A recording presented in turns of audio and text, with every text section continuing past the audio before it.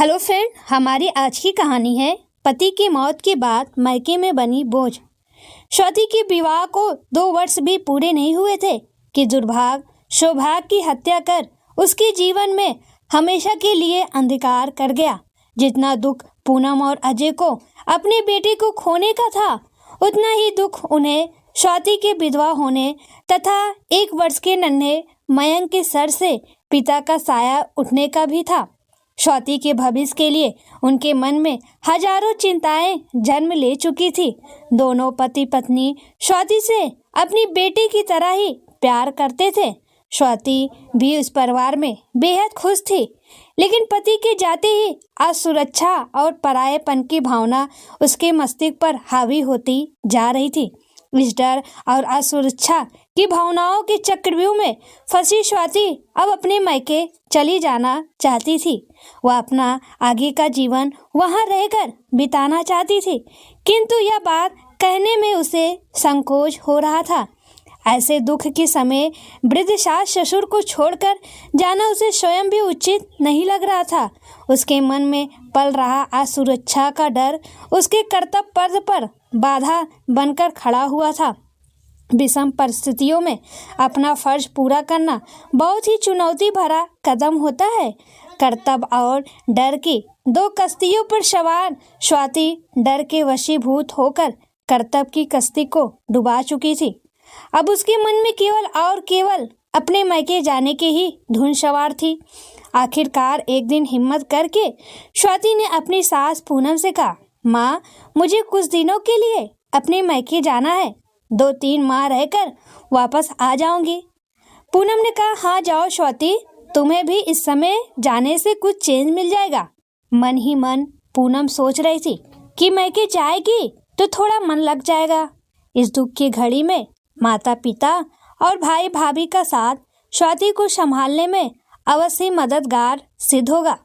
पूनम नहीं जानती थी कि स्वाति के मन में क्या चल रहा है। अपने मायके आकर अब स्वाति इत्मीनान में थी कि दुखों के साथ ही सही कम से कम माँ के घर वह सुरक्षित रह सकेगी।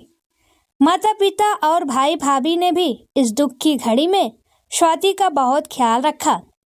समय अपनी गति से आगे बढ़ता जा रहा था। धीरे धीरे घर में सभी को जब ये लगने लगा कि स्वाति तो हमेशा के लिए ही आ गई है, तभी से सबके व्यवहार में बदलाव आने लगा। अब तक स्वाति को आए हुए 3 महीने बीत चुके थे और वह वापस जाने का नाम ले ही नहीं रही थी। पूनम अक्सर ही स्वाति को फोन कर उसके हाल चाल पूछती रहती थी। पूनम और अजय को अकेलापन खाए जा रहा था। वह तो स्वाति को शुरू से ही बहुत प्यार करते थे और अपने बेटे राहुल के जाने के बाद उनका यह प्यार और अधिक बढ़ गया।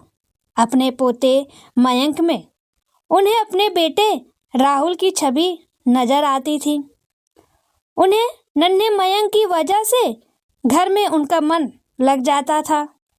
एक दिन उदास मन से पूनम ने फोन कर पूछा, स्वाति बेटा, वापस कब आओगी? स्वाति ने बात को टालते हुए कहा, माँ, बस कुछ दिन और रह लूं, फिर आ जाऊंगी। जल्दी आ जाओ बेटा, तुम्हारे और मयंक के बिना घर सूना हो गया है।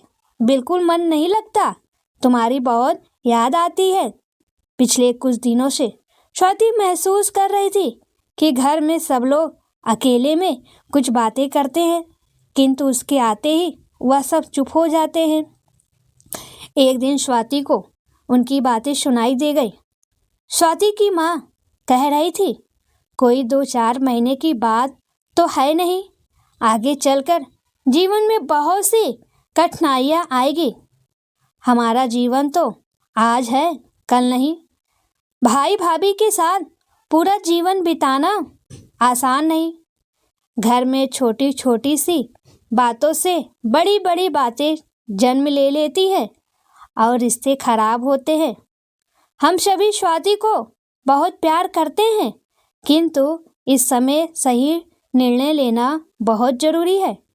मैं सोचती हूँ कि हमें स्वाति को समझाकर उसे ससुराल वापस भेज देना चाहिए, क्योंकि वही उसका असली घर है। तभी बीच में भाई ने कहा, एक और जवाबदारी का बोझ मैं नहीं उठा सकता। स्वाति की भाभी ने कहा, हाँ हमारे भी दो दो बच्चे हैं और स्वाति का बेटा मयंक। बच्चों की लड़ाई झगड़े से भी मन मुटाव होते हैं, कभी कभी आने से प्यार बना रहता है। हमेशा साथ रहना ना बाबा, मुझे तो यह ठीक नहीं लग रहा। वैसे भी स्वाति के सास ससुर तो कितने अच्छे हैं, कितनी बार उनको फ़ोन आता है कि स्वाति तुम कब वापस आओगी। स्वाति की भाभी की बात खत्म होते ही उसका भाई कहने लगा, स्वाति अपने कर्तव्य से मुंह मोड़ रही है। माँ, उसे ऐसा नहीं करना चाहिए। सास ससुर के लिए भी तो उसका फर्ज बनता है ना। बूढ़े माँ बाप ने अपना बेटा खोया है, अब उनके पोते को भी उनसे अलग कर देना तो उन पर अत्याचार ही होगा। स्वाति के पिता खामोश थे, उनकी आंखों में आंसू भरे हुए थे। वह जानते थे उनकी पढ़ी लिखी बेटी किसी पर बोझ नहीं बनेगी, लेकिन वह भी बात की गंभीरता को समझते हुए खामोशी रहे।